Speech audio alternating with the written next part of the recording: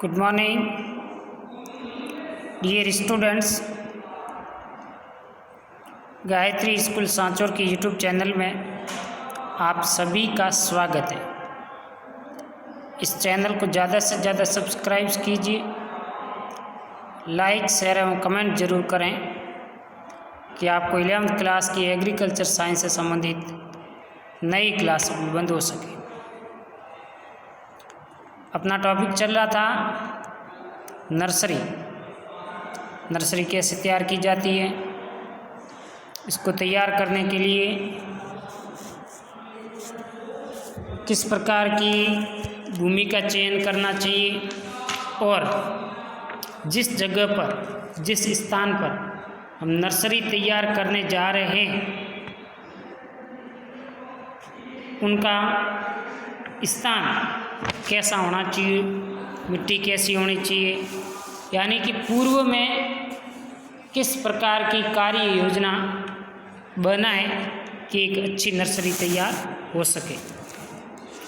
तो कल अपन ने बात कर ली थी खेत की तैयारी और पौधे तैयार करना, जिसमें कौन कौन से यंत्र चाहिए होते हैं, सिंचाई की व्यवस्था किस प्रकार से करनी है, पौधशाला की योजना कैसे बनानी, यानी किस जगह पर बीज की क्यारी होगी, किस जगह पर सिंचाई के पानी का स्रोत होगा, जैसी बातें आज डिस्कस करेंगे।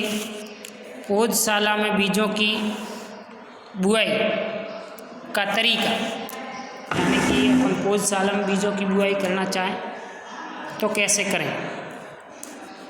पहला है छिटक कर बुआई करना। अत्यंत छोटे या बारीक बीजों जैसे मौसमी फूलों के बीज, गोभी वर्गीय सब्जियों के बीज को बराबर या दुगुनी मात्रा में मिट्टी या राख के साथ मिलाकर पौध क्यारियों में समान रूप से बिखेर देना चाहिए। बीजों को सड़ी या छनी हुई गोबर की खाद या राख मिलाकर इसकी पतली परत से ढक देना चाहिए। ढकने के बाद सिंचाई फुहारे या जारे से करनी चाहिए। लाइन या पंक्तियों में बुआई करनी। कुछ फल व सब्जियां जैसे पपीता, संतरा, अमरूद, टमाटर, बैंगन, प्याज, मिर्च इत्यादि के बीजों को छिड़काव विधि के अलावा पंक्तियों में भी बोया जा सकता है। बीजों को पंक्तियों में 5 से 6 सेंटीमीटर की दूरी पर रखते हुए 1/2 से 1 सेंटीमीटर गहरा बोना चाहिए। फलों व अन्य बड़े आकार के बीजों को 4 से 5 सेंटीमीटर गहरा बोना चाहिए। चोब कर बीजों की बुआई करना। फलों के बीजों को तैयार क्यारियों या पॉलीथीन की थैलियों में चोब कर भी तैयार बोया जा सकता है। फूल, साग तथा फलों की पौध तैयार करने हेतु निम्नलिखित क्रियाएं की जाती हैं, जिसमें पहली है फूलों की पौध तैयार करना, यानी कि फूल वाले आपको पौधे नर्सरी में लगाने हैं तो कैसे इन फूल वाले पौधों को आप तैयार करेंगे। फूलों की पौध तैयार करने के लिए पौधशाला के क्षेत्र में ऊंची व छायादार स्थान की क्यारियां काम में ली जाती हैं। इसके लिए आमतौर पर छोटी छोटी क्यारियां जिनकी चौड़ाई 1 मीटर, लंबाई 1.5 मीटर और 10 से 15 सेंटीमीटर ऊंची उठी हुई क्यारी बनानी चाहिए। प्रत्येक क्यारी में 2 से 5 किलोग्राम खाद मिला देते हैं। आजकल पौध क्यारियों में वर्मी कंपोस्ट का प्रयोग अधिक किया जा रहा है, क्योंकि इससे छोटे पौधों के आवश्यक पोषक तत्व जल्दी से उपलब्ध हो जाते हैं। इस प्रकार तैयार क्यारियों में फूलों के बीजों को दुगुनी मात्रा में मिट्टी या राख मिलाकर समान रूप से चटक कर ऊपर से छनी हुई खाद व मिट्टी के मिश्रण या राख की पतली परत भुरक कर ढक देते। बड़े आकार के बीजों जैसे डहेलिया, सूरजमुखी आदि के बीजों को बोने से पूर्व एग्रोसिन जीएन या बावेस्टिन की 2 से 3 ग्राम प्रति किलोग्राम बीज की दर से उपचारित करके बोने से आर्द्र गलन की बीमारी नहीं लगती। बीजों के अंकुरण होने से पहले प्रतिदिन सायंकाल में फुहारा या जारे से हल्की सिंचाई करते रहना चाहिए। बीजों के अंकुरण के बाद मौसम के अनुसार सिंचाई का अंतर बढ़ाया जा सकता है। जब पौध 2 सप्ताह की हो जाए उस समय क्यारियों में उगे हुए खरपतवारों को हाथ से निकाल देना चाहिए तथा पतले फर वाली खुरपी या कील से गुड़ाई भी कर लेनी चाहिए। साग की पौध तैयार करना। टमाटर, बैंगन, मिर्च, प्याज, गोभी वर्गीय सब्जियां इत्यादि की पौध तैयार करके ही रोपाई की जाती है। इन सब्जियों की पौध तैयार करने के लिए पौधशाला में 20 से 25 किलोग्राम अच्छी सड़ी हुई गोबर की खाद की कंपोस्ट प्रति 10 वर्ग मीटर क्षेत्र के हिसाब से मिलाकर 1 मीटर चौड़ी 2 से 3 मीटर लंबी क्यारियाँ बना लेनी चाहिए। वर्मी कंपोस्ट का उपयोग करने से बीजों का अंकुरण व पौधों की बढ़वार भी अच्छी होती है। बरसात के मौसम में धरातल से उल्टी हुई क्यारियाँ तैयार करनी चाहिए। बीजों को बुआई से पूर्व कवकनाशी रसायन एग्रोसिन जीएन थायरम 2 ग्राम प्रति किलोग्राम बीज के हिसाब से उपचारित कर लेना चाहिए। इससे पौध में डंपिंग ऑफ द सीडलिंग्स आर्द्र गलन बीमारी का प्रकोप नहीं होता। इस प्रकार उपचारित बीजों को बराबर मात्रा में मिट्टी या राख के साथ मिलाकर क्यारियों में छिटक कर ऊपर से मिट्टी खाद के मिश्रण की बारीक परत से ढक देना चाहिए। बीजों को पंक्तियों में बोना अधिक लाभप्रद रहता है। इसके लिए बीजों को पौध की बढ़वार के अनुसार 6 से 10 सेंटीमीटर की दूरी पर लाइनों में 1 से 1.5 सेंटीमीटर गहराई पर बोना चाहिए। इसके बाद क्यारियों को सूखी घास से ढककर तुरंत जारे या फुहारे से सिंचाई कर देनी चाहिए।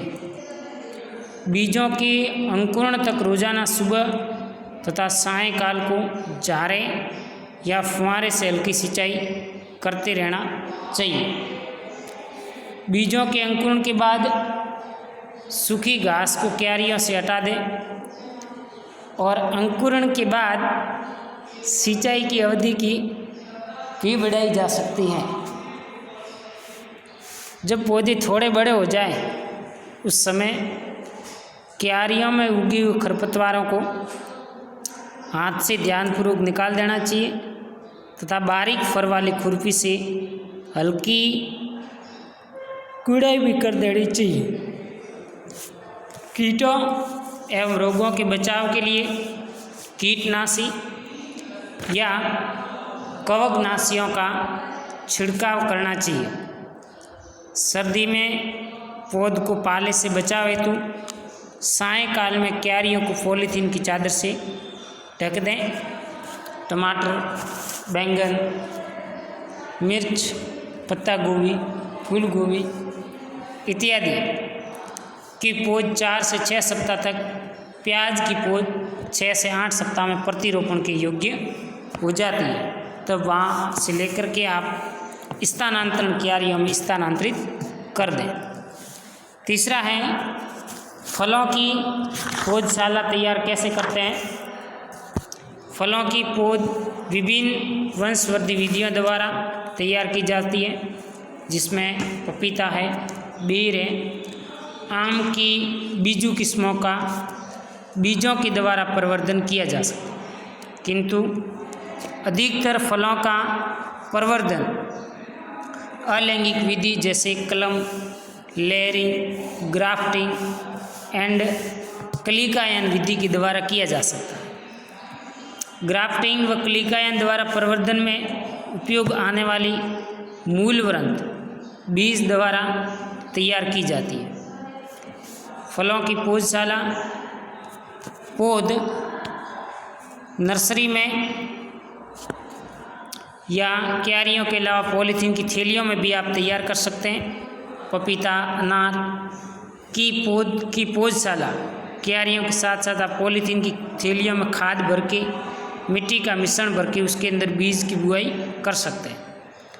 क्यारियों में फलों की पौध तैयार करना हो तो क्यारी को 2 से 3 बार गहरी जुताई और खुदाई करके घास फूस, कंकड़ पत्थर, सड़ी हुई गोबर की खाद या कंपोस्ट, वर्मी कंपोस्ट खाद से अच्छी तरीके से मिला करके इसको समतल कर लेना चाहिए। पॉलीथीन की थैलियों में पौध तैयार करने के लिए लंबे आकार की पॉलीथीन थैलियों का आप उपयोग करें। वर्षा ऋतु में थैलियों को खाद व मिट्टी के मिश्रण में पूर्ण रूप से भरकर शरद एवं ग्रीष्म ऋतु में थैलियों के ऊपर का 2 से 3 सेंटीमीटर वाला भाग आप खुला रखें ताकि उसमें आप पानी दे सकें। इस प्रकार तैयार क्यारियों या थैलियों में विभिन्न फलों की बीजों की बुआई जून जुलाई एवं फरवरी माह में आप करें। बेर जैसे अधिक कठोर बीजों के ऊपरी कठोर छिलके को बोने से पहले इसको तोड़ करके अलग कर दें। अमरूद के बीजों की बुआई से पहले आप 4 से 5 मिनट तक उबलते पानी में या हल्का सल्फ्यूरिक अम्ल में डालकर उपचारित करें ताकि अंकुरण इसका जल्दी हो सके। पपीता, आम, अनार आदि के बीजों को सीधा ही आप बो सकते हैं पॉलीथीन की थैली में। आम, बेर आदि के बीजों को 30 सेंटीमीटर, पपीता के बीजों की पौधशाला में 2 से 3 सेंटीमीटर की दूरी पर लाइनों में बोया जाना चाहिए। फलों के छोटे बीजों को 1 से 2 सेंटीमीटर गहरा, बड़े बीजों को 4 से 5 सेंटीमीटर गहरा बोया जाता है। पॉलीथीन थैलियों में प्रत्येक थैली में आप 1 बीज बोएं। पपीते के पौध लगभग 2 सप्ताह के होने के बाद क्यारियों में उगे हुए खरपतवारों को खुरपी से निकाल देना चाहिए। अन्य फलों के पौधों में भी समय समय पर खरपतवार को आप निकालते रहें। क्यारियों या थैलियों में पानी की कमी होने पर जारे या फुहारे की सहायता से नियमित सिंचाई करते रहना चाहिए। आम, बेर, आंवला, अमरूद के पौधे 3 माह की आयु में हो जाने पर उन्हें बड़ी पॉलीथीन थैली, गमले या दूसरी स्थानांतरण क्यारियों में प्रतिरोपित कर देना चाहिए और इन पौधों को साधारणतः 1 वर्ष तक इन क्यारियों में ही रखा जाता है। पाले से बचाव के लिए दिसंबर जनवरी माह में पौधशाला के ऊपर सरकंडे या घास फूस का छप्पर पॉलीथीन की चादर से ढकने की व्यवस्था भी कर लेनी चाहिए ताकि कीटों एवं रोगों से बचाव हेतु कीटनाशी और कवकनाशियों का आप छिड़काव भी समय समय पर करते रहें। पपीते के पौधे के अलावा अन्य सभी फलों के पौधे 1 वर्ष की आयु में स्थायी स्थान पर लगाने योग्य हो जाते हैं, जबकि पपीते के पौधे केवल 2 माह की आयु में ही प्रतिरोपण के योग्य हो जाते हैं। तो इस प्रकार से अपने को नर्सरी बनानी है, पौधशाला बनानी है, तो इसमें आप फूल वाले पौधे लगा सकते हैं और सब्जियों में टमाटर, बैंगन, मिर्च, प्याज इत्यादि लगा सकते हैं और कुछ फलों वाले पौधे भी जिस जगह के अनुसार उपयुक्त होने पर लगा सकते हैं। अब आपने फलों की नर्सरी, फूलों की और शाकीय वर्ग के पादपों की नर्सरी तैयार की है, तो इसकी सामान्य देखभाल कैसे करनी और पौधे का प्रतिरोपण का मतलब बीज बोया, अंकुर हुआ और काफ़ी बड़ा पौधा हो गया तो उसको आपको स्थायी क्यारियों में स्थानांतरित या प्रतिरोपित किस प्रकार से किया जाता है वो अगले वीडियो में देखें। Okay, thank you.